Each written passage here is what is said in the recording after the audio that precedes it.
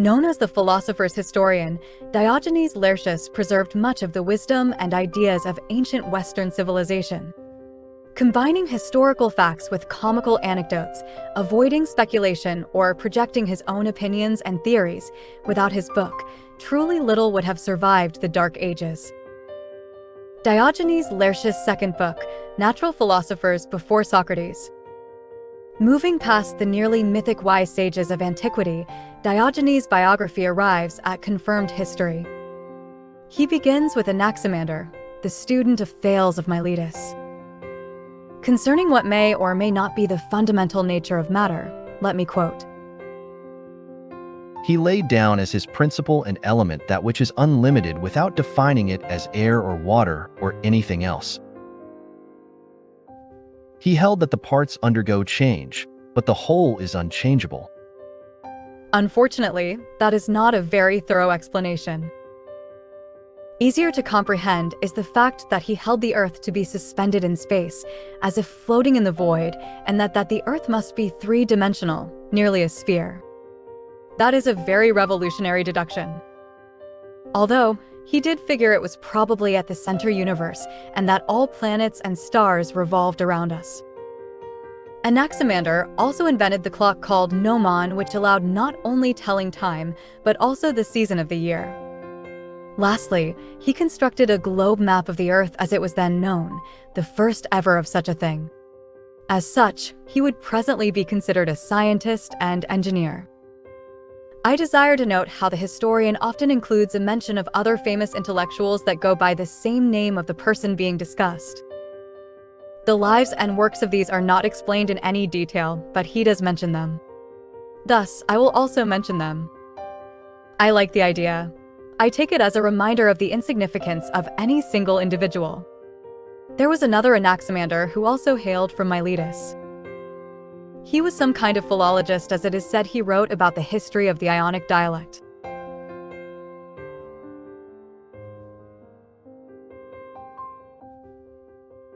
Anaximenes was a student of Anaximander, although some claim that he also studied under Parmenides. Either way, He took for his first principle air, or that which is unlimited.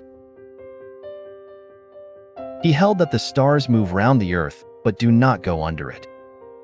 I wonder how, exactly, he envisioned the movement of the stars.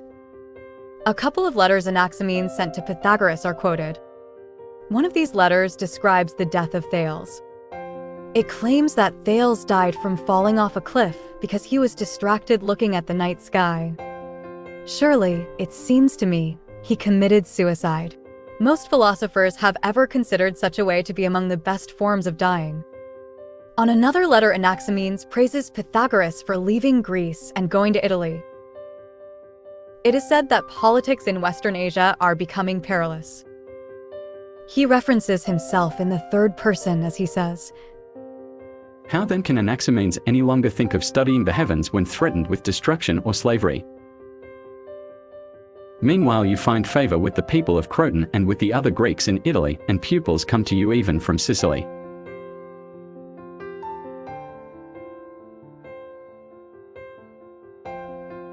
Diogenes begins by praising Anaxagoras for being the first to suggest mind as distinct from matter. He quotes him as saying, All things were together, then came mind and set them in order. This earned for Anaxagoras himself the nickname of nous, or mind. This praise, I imagined, insinuates the historian's theological inclinations. However, he also says of Anaxagoras that His was the mind which suddenly woke up and fitted closely together all that had formerly been in a medley of confusion. yes, Anaxagoras was the first to classify all that was then known or hypothesized. Therefore, I also imagine that Diogenes is praising the eclectic approach. Either way, Anaxagoras was born into royalty. He gave up his throne and went to learn from Anaximenes. When someone inquired, Have you no concern in your native land? Gently he replied, I am greatly concerned with my fatherland, and pointed to the sky. I should mention that he was a 20-year-old student in Athens when Xerxes attempted the failed invasion described by Herodotus. Of his own inventions, his own theories, Diogenes speaks of the idea that all is composed of little pieces of itself. Essentially, as if he had invented the idea of atoms. Consider. For just as gold consists of fine particles which are called gold dust, so he held the whole universe to be compounded of minute bodies having parts homogeneous to themselves. Of course, it would be Democritus and Leucippus that invent the term atom, but what Anaxagoras says sure sounds like it. I rather like the near to attack on nationalism. To one who complained that he was dying in a foreign land, his answer was, "The descent to Hades is much the same from whatever place we start." Perhaps a sentence, what I am calling aphorism, should be crafted out of it. Unfortunately, Anaxagoras was tried for impiety, much as Socrates later was. The person who brought the charges was either Cleon, the populist that Aristophanes is ever mocking, or Thucydides, the aristocratic historian. Either way, Pericles, the great democrat, defended the philosopher and saved him. The latter happened when he was an old man of poor physical condition. Diogenes, as he often does, provides his own poem about the great philosopher. I rather like this one, although I do not know if I should quote it.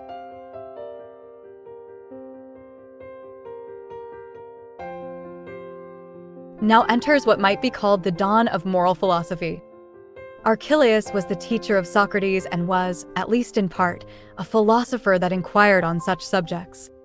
He was a student of Anaxagoras, and Diogenes says that he was called the physicist inasmuch as with him natural philosophy came to an end, as soon as Socrates had introduced ethics. As such, Archelaus is not considered the father of such concerns and questions, but perhaps he should. As for his physics, Archelaus laid down that there were two causes of growth or becoming, heat and cold, that living things were produced from slime, and that what is just and what is base depends not upon nature but upon convention. Essentially, as the explanation continues, Archelaus argued that organic matter, life, is not different than inanimate matter. It is but a particular mixture of it, a particular recipe and cooking of it. Among other things, he was also the first to theorize that sound results from vibrations of air. That sounds are but waves in the air. That is much harder to theorize than it might now seem. Other intellectuals by this name include a geographer that wrote of the lands traversed by Alexander's campaign into Asia. Also, a rhetorician, and lastly, someone that wrote a book titled Natural Curiosities.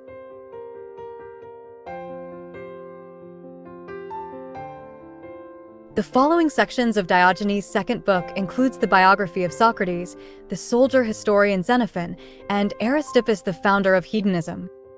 Don't miss them. Now, as usual, I gift you some aphorisms. Do not worry about your place of birth, life, or death, as all places on earth are equally close and far from heaven and hell.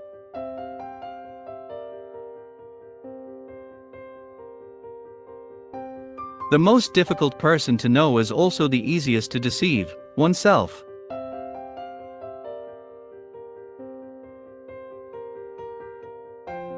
Of all things that are, the most ancient is nothing, for it was even before something appeared.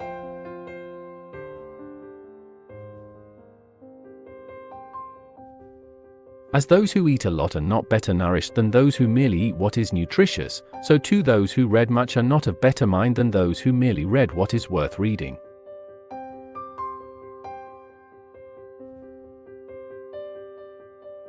It is not possible for a teacher to find a smart student, for those students already have themselves as teachers.